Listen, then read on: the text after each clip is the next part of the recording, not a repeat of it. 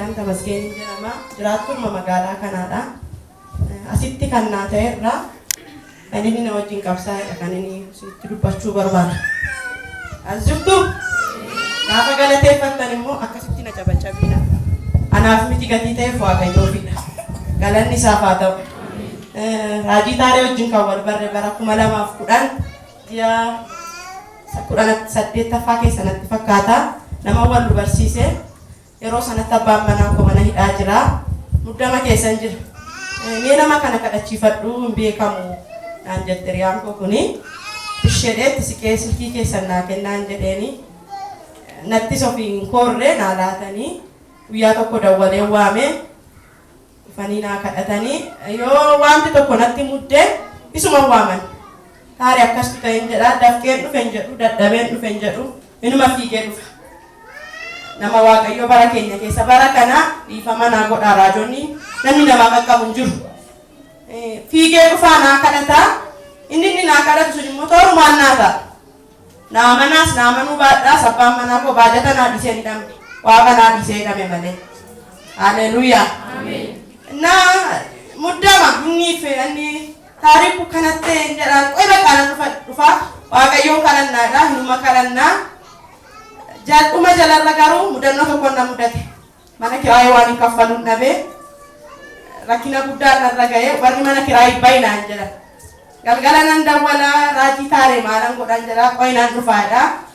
Amma dhufee nda'u warra manaatti jaarsummaa naa baanaan mana koona sadda saddaa manaa barbaaddattu jedhe. Qaalee namantaa naan jedhe eena nama nan jedheeni wanti bade yoo bade akka wal qabnee wal baafna malee ati sin rakkattu mana kiraayii barbaaddadhu naan jedhe. Jedhee kadhatee Waaqayyo biyya jira. Yeroo hundumaa kan inni yeroo kadhatu iyyaa hin dhageessu yoo ta'e Waaqayyo biyya jiraadha. Eeyya Waaqayyo biyya jira. Haleluuyaa. Waaqayyo galateeffadha. Yoo sinii galee galateeffadha. Yoo sinii galateeffadha. Isa kana dubbachuun koo isa caalutti hin darbaafi malee isin naa galateeffattanis dhiiftanis Waaqayyo bara baraan galateeffamaa. Haleluuyaa. Naa akka Abrahaam aggaariif garaa hidhee karaatti gatee nu biraa deebi'ee namni baay'een hin deebi'e garuu Waaqayyo nu fuudhee darbeedha. Haleluuyaa. Kanaaf birriin argaa jiru Raajii Taariku birrii 800 manni kiraayii nan argadhe 800 maaloo isumatti galtaa'e. Akkamitti isumatti galtaa'e nan galee akkas gaafan galu abbaa koo edda waggaa dhaladhee waggaa lamatti adda adda baane maatiin koo Islaamaa akaakayyuu koo bukkeettaan guddadhee waliin beeku. Isumatti galtaa'e dhaqeen birrii 600 kaffalee 200 walalii bitee nan taa'e. Raajii Taaree manichatti galeeraan jedheen qoy dhufnee kadhannaa jedhanii faarfataan tokko ammallee hin jiru isa wajjin dhufanii naa kadhatanii akka gaadhaamii naa kadhate waan ta'a guyyaa 8 gidduutti balaw maaltu bootaa jedhee nan taa'e. Gaafa guyyaa 8 ammaatii koo bira abbaan koo silkii naa dawwalanii eessa jirtannaan biyya akkasii mudannoon akkasii na mudateerannaan mana kiraayii ji'a 3 amma birrii 3,000 dhaqeessii galchaa dhaqii baafadhu naan jedhe. Gaafan jedhu birrii dhaqii fudhadhu isarraa fi tiraanspoortii godhadhu biyya kootti jedhanii nan deeme maatiin koo Islaama isinii jedheera waliin gallu jaarsa jahaadha. Namni kiristaana ta'e mana isaatti usibu.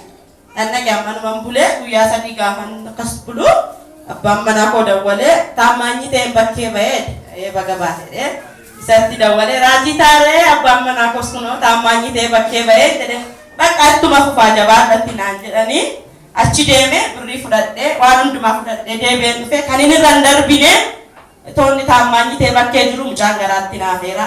Akkuma haadhotti itti fayyadama gaafan akkasiin jedhu wal daffaruu miti. Namni itti matanii Waaqaa yoo namni Waaqayyo waa namaa kaase malee hundumtuu mistira namaan qabatu. Yoo sin asiin itti mattan buna irratti si'a shanaa saqama. Naa Raajii Taaree waa hin jiru mucaa kana asuma irratti dhaabuun qabaan jedhe. Mucaan kun hin dhaabbatu hinuma dhalataa kan dhalatutu dhiira dhalataa naan jedhe. Isheedee akkuma nama mindaa nyaatu yoo hojiin gala jedhesi naan ta'u maal akka ta'e hin beeku. Toon kanaan gargaaramu akka gaalaamii ta'e ishedee amma immoo waraqata inni du'aaf sitti raajame inni du'aaf sirratti irreeffateedhamu asii fudhadheen galee achi booda guyyaa da'umsa koo gaafa ga'u yaa Waaqa Raajii Taarikuu waraqata kanarra kan jiru dubbii sagalee kee dubbii koo miti ani wanti tokko natti buusin qabu ufuma koot nagaamatti da'uun qaban jedhe doktoroonni tokko xinnoo jechuu barbaadanii waaqayyo gaaf godhe mucaa madiiraa akkuma inni jedhe mucaa qashtii tokko galateeffadhaa waaqayyo. Lafa kanarra jettanii kan du'aaf sin irratti irreeffate har'a siniin hin danda'u. Sagalee nama waaqayyo kanarraa kan maddeedha. Namoota baay'ee balaa konkolaataatti horaa ture. Sagalee kunarras kutaa opereeshinii yookiin da'umsa keessattis waaqayyo sagalee kanaan hojii hojjeteera. Akkuma sanatti inni ani erga gaafa yoon dawwalee ilma dhufaan manaa kadhata an guyyaa tokko dhugaa waaqayyooti gwaaddanyaansa dhufanii dhaabbatu gaanaan nagaayyuun dubbisan maaliif inni boonseen ajiraattisu teessoo isaarra jira gatii ta'eef qaalee dhaabbatan akki naa dawwala ariifachaa jiraadheen bira darbaa otoo dubbulloo nama tokko akkashii keessan kajeelii waaqayyo taazanaa godhee maal argatte intalli kun jedhu maalan hin arganne san qaba haleluuyaa namni isa qabaate kalana kamiyyuuncha balutti hin bari adaraa keessan naqamte raajota baay'ee qabna garuu iddoo hija ijatti fayyadama akka gaadhaamii ta'e inni kun darbee torbee lamaan irraa dhufne isuma wajjin dhufne makiinaa kottu mee laga xaafii deemnaan jedhe maal hojjennaan kottu nama waaqayyo tokko laga sana jiraa jennaan isheenee unaan deemu isheenee dhufne makiinaachi dhaabnee seenne xiqqii sana teenye bishaan dibataatiin kadhata ture raajii bishaan dibataatiin achi ga'ee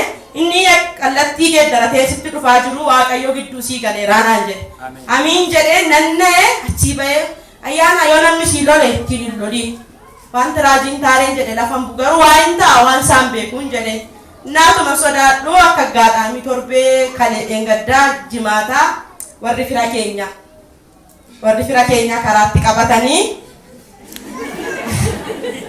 karaatti qabatanii namni kun wanjaala sin hojjannee baddalleetti bishaan fe'e gaafa inni bishaan fe'u sanaa achumatti walii galanii inni bishaan buusuuf inni bishaan nagadu sun darzanii 43 nagadatanii abbaan bishaanii darzanii 43 na jalaa goddole jedhee isaanitti as dawwalatee inni qabeenya abbaa makiinaa fe'ee dhufaa jira asii kookeetii immoo kaafee wayii jirtachi bukkeetti qabatanii naa dawwale gadi hin bahe maanneen ani hin beeku nama na tokkome hin beeku kunoo na qabanii deemaa jiru jedhee galee akka tasaa waraqatittiin fuuldura kootees waraqatittiin anaati kanaan duras hojii hojjetteetta waaqa raajii taariku gidduun sii gadharga jette gidduu naa gadi allammata xoofuudhaa hin dhugu innumti darbeyyuu nagaa jedheen innooma tokko gadi jedhe dhaabbadhee ma wayyaa uffachaan jedha malee naheera keessi ko nama miidhee dhufe moo maaltu ta'innaan dhageenya amma kanagaa poolis xaabiyaa shii 02 kanaa fidanii hin fokkoru wayyaa akkas godhu maqaa Yesuusiin hin jalaan achuma taa'ee inni raajiin taaree jedhe sun garuu sammuu koo keessanuma na deddeebi'ee na lola